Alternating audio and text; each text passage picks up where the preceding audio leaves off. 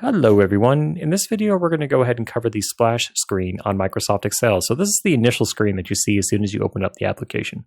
So we'll start here at the top. So at the top of our application, we have the option where we can go ahead and select either a blank workbook. We can go ahead and take a tour of Excel.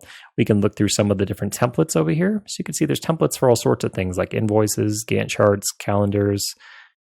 Imagine trying to create this from scratch and you don't really know Excel very well. It's going to take you a long time. So I highly recommend looking through these different templates. You can go ahead and type in keywords here for different templates, and hopefully you'll find one that matches your needs. So you're not having to try to recreate the wheel, so to speak. So we go back to home, and we don't really have much on here yet, but if I had opened Excel documents on this account previously, I would have some recent options here that I could select from. If I made any favorites, I would have them here. If I selected any favorites, I would have those here. If I had any Excel documents shared with me, and they would show up here as well. So there's this is kind of at a glance the quick way that you're able to open up any recent Excel workbooks that you've been recently working on. And not much else going on here. Once we actually have a workbook open, then these options will become enabled for us, because right now they're grayed out because I don't have any workbooks open.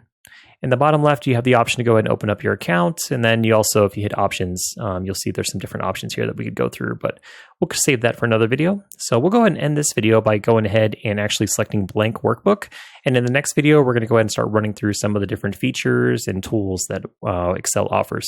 So let's hit blank workbook. Nice. All right, now we have our blank workbook to start with, and I will catch you all in the next video.